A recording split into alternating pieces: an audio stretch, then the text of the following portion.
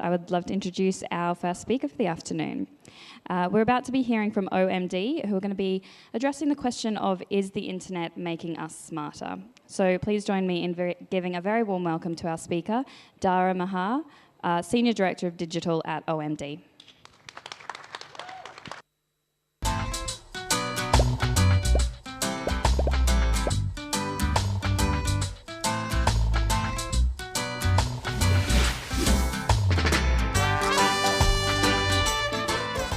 Intro video.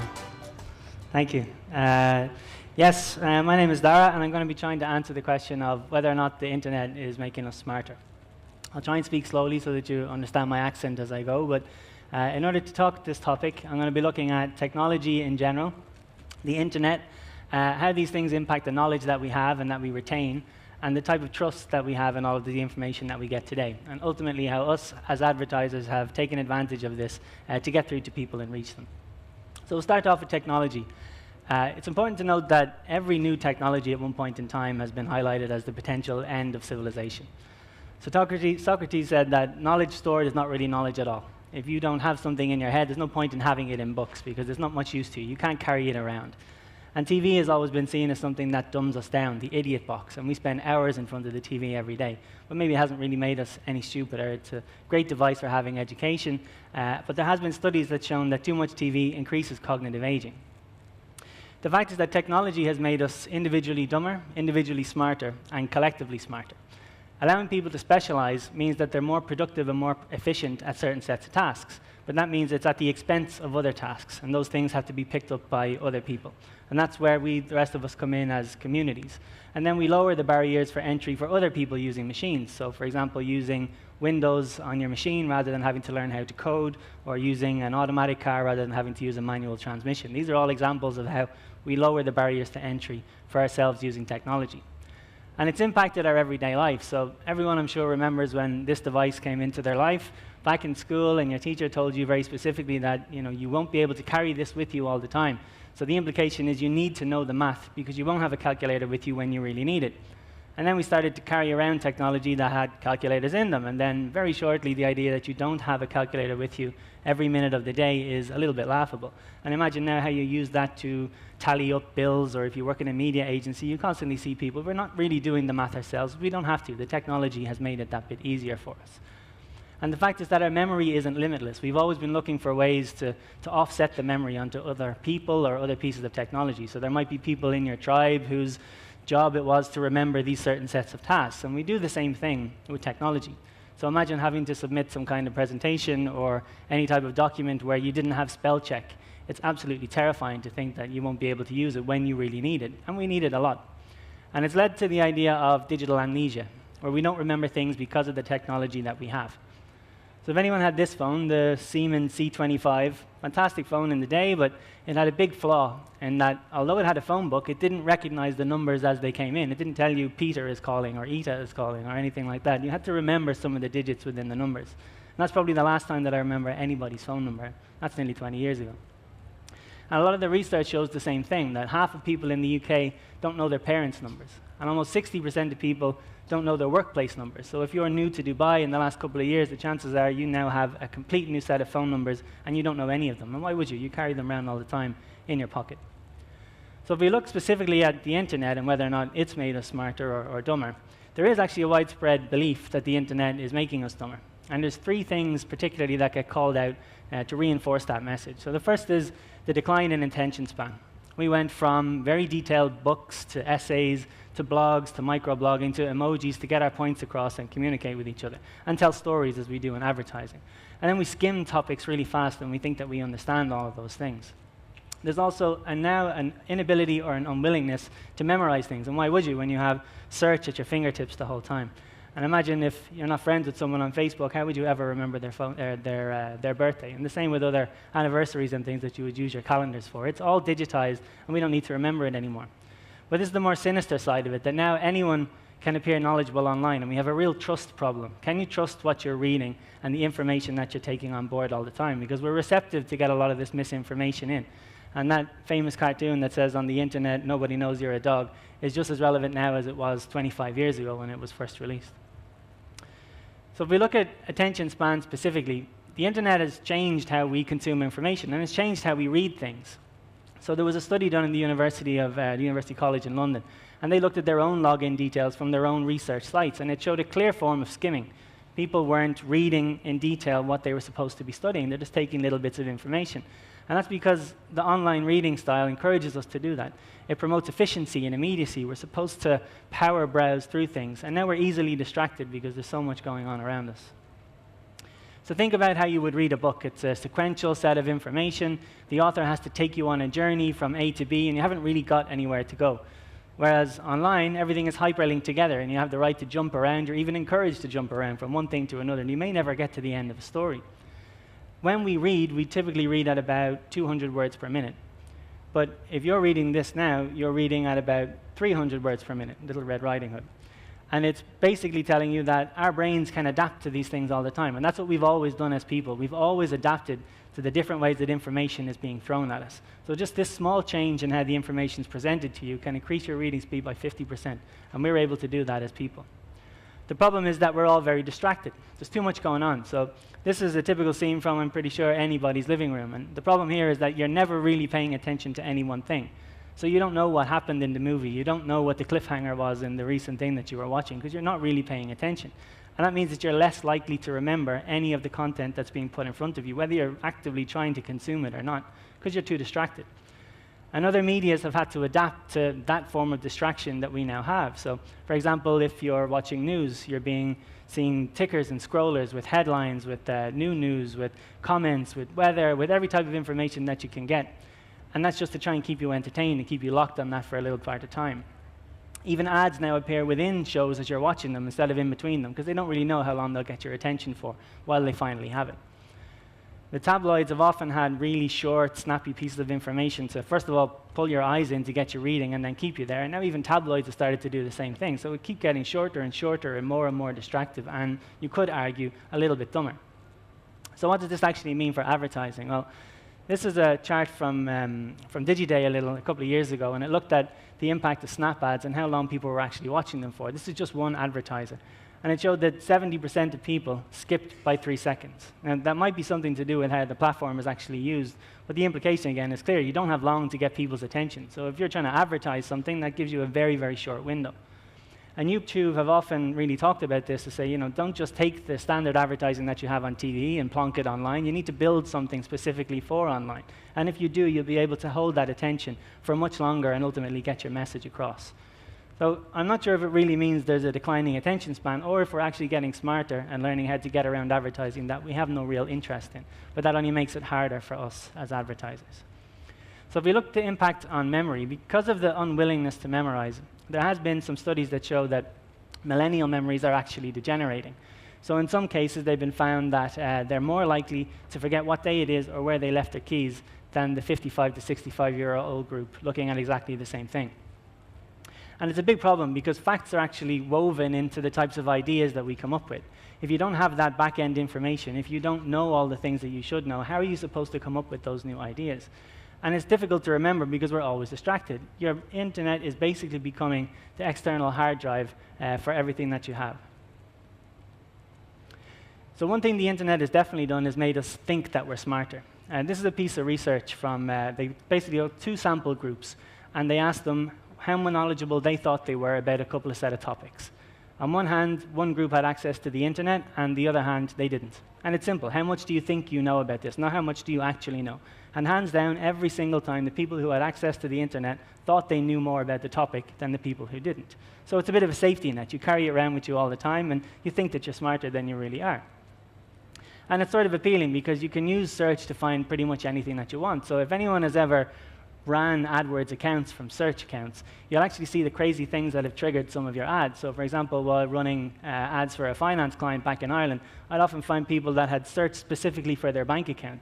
Now obviously the keyword bank account is what triggered our ads, but you can see the thought process of someone who's thinking, I'll just give Google all the details that I need, and they'll take me to where I need to go, whereas Google doesn't know what your bank account number is. It doesn't know that you need to go to HSBC in specific. And one of the biggest problems has become knowledge and trust. So it's 6 years since this TED Talk about filter bubbles. Eli, this guy here, what he found was that he found things were being tailored to him more and more. More of the information that he was seeing online was being tailored specifically to him. So he wanted to carry out a test. He emailed a few friends and he said, guys, just Google Egypt, take screen grabs, and send them back to me. And what he found was that everybody had different results based on their own search history or the type of computer they were using. All of the information they were seeing was being tailored specifically for them. And basically this meant that some people were seeing information about the protests that were happening at the time, others were only seeing travel information. And then he found that the more conservative friends of his were being filtered out of his own social media feeds because the algorithms were thinking he's not as likely to engage or interact with that content. So it's only serving him things that he would interact with or engage. And that's a big problem. And today we would call that the echo chamber. At least that's what's being called now in the news. And it's in the news now all the time. So the Wall Street Journal put together this very simple thing that shows you how you would get different news if you lean a little bit to the left or a little bit to the right. So it's the same news on the top, but you can see how it's being reported in different areas. In some cases, it's shock and horror that one thing is being said. And on the other side, it's right on, Trump is sticking it to the media. And this type of thing ultimately makes you less open to other things, less open to other pieces of information that you don't agree with, and ultimately dumber. And it's a bigger problem because the internet isn't always a credible source of information. So if you're looking for weight loss advice or any type of health advice, you might find that actually most of the results on the first page of Google are completely useless. They have very little to do with nutrition. They give you unrealistic goals in terms of the weight loss that you can have and the nutrition information of the food. None of it might be right at all. And then it gets more serious if you think about healthcare specifically. So a study on 300 YouTube videos about immunization found that not even half of them actually advocated the idea of immunization for kids, which is very, very dangerous. And everybody, I'm sure, has had a tweak or a twinge and tried to search to find out what's wrong with them. This has big implications, because who knows what you're going to find that you may believe or may not believe. And the idea of digital misinformation is very real. So it was actually highlighted, digital misinformation, as one of the biggest threats to society by the World Economic Forum in 2013. So it's not new. This has actually been around for ages. We're only seeing and hearing more about it now because of the events of the last 18 months and how everyone is now under attack for different pieces of news, and specifically fake news. So Wired did a survey and looked at the 20 most engaged stories on Facebook during the US election cycle. And they found that fake news far outranked the real news in terms of engagement. You might look at some of the headlines and think, oh, that's sort of obvious because they're really outlandish, they're crazy tabloid-like type of news stories. But the fact is that these are the ones that get through, and these are the ones that people spread, and that we end up seeing. So you might say that this is, proof that the internet has made us stupid, that we'll believe whatever is there, but it's not actually the case. We've always been this way. So back in 1938, Orson Welles read out a version and directed a version of War of the Worlds over the radio, which is fairly straightforward. But the fact is, everybody actually thought that it was real, and it led to mass panic. People actually thinking that Martians were coming down to take over the rest of the world. They were calling police stations, they were cowering in their own homes. There was proper panic, and the reason is that no one was used to this type of medium. No one had any reason to believe that what they were hearing from the radio wouldn't be true, and therefore they believed it. And we have the same problem today, that the internet is a new medium and we're not really used to using it. So it doesn't mean we're smart or dumb or anything like it. We just have to learn how to filter things and see what's coming through for whether it's true or not. And there are a lot of trusted sources that we can lean towards. So Wikipedia is one, but it's always under fire for one piece of wrong information over another. And the problem is really because we edit it as people. It's not something that can be 100% correct because they leave it open to a select number of people to actually edit it. One of the things it had highlighted for years was that David Beckham was an 18th century goalkeeper. Someone just thought that would be funny and left it there for as long as they could, but it lasted about a year. And it's under fire, and so it's pushing back on some of the sources that it has. So for example, it's already barred the Daily Mail recently as a source of unreliable information. And then more recently as well, it also had La La Land as having won the Best Picture Oscar for like 5 minutes. The bigger problem is that people will always try and edit this information just to mess around because they can. So we need to learn to filter out whatever isn't real and whatever we don't want to take on board. So almost half people think that they can identify fake news over real news. But then whenever they actually test it, they find that that's not really the case. So 4% of respondents could identify fake news from true news whenever they looked at it. So I'll look at a couple of headlines and see tourist bitten by massive crocodile after trying to take a selfie. Does anyone think it's true? False? It is true, yeah. Had to be, 2017. Immigrants to be given £8,500 upon arrival to boost economy. Well, that's Definitely going to be false, yeah. Exactly. And it doesn't mean necessarily that people are dumb or smart or one way or another. It just means that that's the information that they're being peddled. And so why would they not believe it if these are sources that they constantly trust that are putting this information in front of them? And it's not just people. There's also big news organizations that get duped time and time again. If anyone remembers this one, this was a supposed survey that showed how Internet Explorer users were far less intelligent than any other browser user. And it wasn't real. It was a complete and utter fake. But this went viral. This was globally reported by some pretty trusted news organizations and was a complete and utter hoax. And that's fine as long as it's not malicious and asking people to take action. So there was this, I don't know if anyone saw it, supposed ad from Apple talking about the new add-on to iOS, which was Wave, which would help you to charge your phone if you put it in the microwave. You would guess that people would question it, maybe not go the whole hog, but sure enough, people thought it was real, and they tried to charge their phone in the microwave, and it had disastrous results. So sometimes you need to question the things that you're seeing, and that's the world that we live in today. Not everything that you see is going to be true. And it wasn't long before advertisers started taking advantage of this. How can we play with that a little bit? So back in 2006, when the Palm opened, there was a similar initiative, supposedly, in Ireland, where they were going to build the Shamrock Island off the coast of Dublin. Sounded a little bit hard to believe, but looked amazing all the same. They had a nice, swanky video. Guy was telling you about how you could get property, how you could buy the land, how you could make a fortune, and it would be the Dubai of Europe. It was going to be fantastic. But a little bit hard to believe. And they actually went a little bit further. They applied for planning permission, supposedly. They had advertisements around it. They staked planning permission stakes into the ground. And everyone really wanted to believe this. So some of the forums at the time were like, wow, that's mental. I love it. Brilliant. But they were still not sure. Are you sure it's a bit of a scam? Maybe it is. And they were already skeptical about the information. The thing is that whenever you drill into hoaxes like this, there's always little clues along the way. So for example, it said it has exposure to partial flooding during the rainy season, which is all year long. So little hints like that will tell you that what you're looking at is not necessarily true. But there are much more famous ones than that, such as the Blair Witch Project. The whole premise of this was that it was something that was fake and trying to be real. And when people really bought into it, that's what made it as famous as it was. And the website and the digital campaign was a huge part of that. It had a backstory, it had videos, it had photographs. It gave you everything that you needed to really buy into the story that this was real. And it was one of the most innovative digital campaigns at the time and led to a huge killing as far as money's concerned on this movie. And now we see these types of things all the time. So we had the twerking girl who caught on fire, who just turned out to be Jimmy Kimmel looking for ratings and trying to get us entertained. And we're used to seeing all these things all the time now, so we should have a little bit more of a skeptical filter on ourselves. So there's some dangers of the new misleading reality that we have. The simple way is that you could just be conned and look foolish and there's nothing serious about it. But it could be worse. You could be scammed and frauded, or you could be hacked and have all your information stolen, in which case it gets very, very serious. So on the lighter side of it, there's the examples of The Onion. There's a million of these, and Kim Jong-un was nominated as the sexiest man alive in 2012. Most people know that The Onion isn't a serious publication, that it's all right if one or two people might fall for it.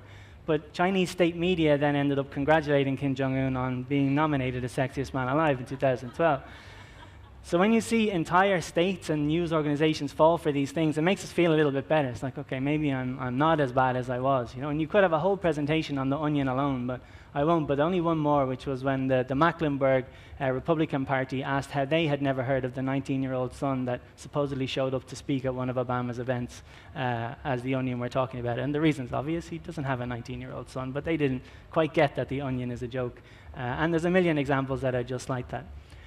But misinformation and peddling of misinformation is something that's a little bit more sinister, and it can still have people look quite foolish.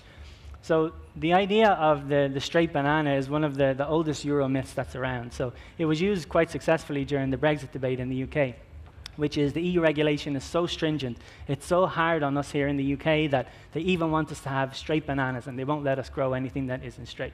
Now, this isn't true, but it was something that was picked up. It was peddled by Boris Johnson at the time, picked up by a lot of publications, and people started to circulate it. And again, you would think it's a bit of a laugh. Maybe some people fell for it, some people didn't. But this lady appeared about a month ago, on Question Time, and talked about how she was voting Remain in the referendum, until on the day of the vote, she went in and she saw straight bananas in the shop and thought, that's it, I've had enough. I've had enough of the EU meddling in our affairs, and I'm voting to leave. So a simple lie, a simple bit of misinformation completely changed her opinion and made her act in a certain way. And this is the type of the responses that she got there within the day. So people couldn't quite believe it, and then finally the internet exploded and, you know, christened her as Banana Woman, and she became the butt of quite a lot of jokes. So, I mean, it's relatively lighthearted, but, you know, you can look quite foolish when you buy into these things. I'm sure everyone's heard of the Nigerian prince scam. It's sort of outlandish idea that you'll receive an email and, you know, this guy has got money to just give away to you either through a death in his family or maybe he's just being very generous. The ask of you is very simple. Either just send me your bank account details or a small deposit and you'll be rich beyond your wildest dreams. So you would think, you know, simple scam, no one's going to fall for that type of thing. But actually, about $12.7 billion have been lost to Nigerian prince scams, which is a mental number when you put it together. And the idea is actually pretty simple because it's the absurdity of the message that's key to success. They don't want you to buy in a little bit. They don't want you to be even slightly skeptical and then waste their time going down the route before you finally drop off. They want people who really buy into these type of stories and only believe in the outlandish lies that are there. And it's the same principle of fake news. You either buy into it and believe it, or you don't believe it, you don't want anything to do with it, and you forget about it and walk on. And that's how it's allowed to live on, because there isn't uproar against it, not in, at least in the same uproar as we're seeing now with fake news. And again, you might say this is something that shows the internet's making us stupider, but it's not actually the case. This is just an evolution of a much older scam called the Spanish prisoner scam. It's been around for 400 years. Very same idea. You'd receive a letter. This guy is in prison. He can't get out. He's very, very rich. He's there under a fake name. He could bribe the guard. If only you could give him a little bit of information, you'll be rich beyond your wildest dreams. And the very same thing. People fell for it for 400 years. And it's eventually given rise to much more serious scams. So scams are one thing, but when you're actually in danger of being hacked, and we've seen a lot of examples of that, really, really highly covered examples of it recently, it can be very serious. So I have this email address for over 20 years at this stage. Everything is registered to it, and I have people on a different email address. So I haven't bothered deleting it. So I'm sure it's been hacked many, many times, and because I've registered to things, I'm sure those things have been hacked, and this email address I'm sure is out there. One of the things I'm registered for is PayPal, and this looks like a fairly straightforward email that you get from PayPal. There's a problem or other, please log in and fix it. But when you dig into it a little bit more and start to look at it, you see that the spelling is wrong, the English is wrong, and then I don't know why they talk about someone having logged in from Moscow. Maybe it was in the news or something, but there's no doubt that this is definitely not an email from PayPal. And if I were to click on that, my information would be skimmed. I'd probably be bounced off another website, and eventually they'll have all the details that they need to take my information. And this one almost got me, actually, because I'm currently waiting for books from Amazon, and this looks like an email from Amazon. There's a problem with the order that you currently have. All you have to do is click on this link and go and fix whatever that problem is. I'm like, great, yeah, I'm waiting for the books. That must be what's taking so long. But actually, when you scroll over it, you can see that this is definitely not going to take me to Amazon. It's going to bounce me off something else. Again, steal my information. Classic case of phishing. And it's a big problem today. So what can we do to be smarter and sort of prevent all of these things? Well, as ever, technology is something that we're going to lean on to help with that trust. So there's a lot of add-ons now that you can get within your browsers that will identify fake news. They're being rolled out more and more. Facebook is massively under fire, and they're trying to act now to either highlight fake news or maybe show the most recent one, which is that something is being disputed by a particular set of parties. And then there's also the idea that Google is trying to just dry up the advertising money that go to really bad, reputable, unreputable fake news websites, and that will dry up their revenue. But then as advertisers specifically, we can keep innovating to try and get attention in this new world, but we can also try and be a little bit more authentic. I think people are tired of being conned. They're being tired of tricked into consuming the advertising that we keep putting in front of them day after day. As people, we can rely on organic correction that little bit more. So when Kellyanne Conway talked about the Bowling Green massacre, and then very quickly the internet started to take advantage and poke fun at her, because sometimes having this type of ridicule is much stronger than any type of anger that you have. And this is something that the internet is particularly good at. We can change how we teach. So there's long been too much focus put on the amount of information you can store and remember before you take your tests. And now there's just too much information for anybody. So we should be taught more and have more focus on how to analyze things rather than store them. And then finally, we should be more skeptical and more cynical. Don't believe everything that's put in front of you. Don't buy into it as though what you're seeing is 100% truth. So the internet is making us many things more connected and probably collectively smarter, but it's not making us any wiser. That's it. Thank you.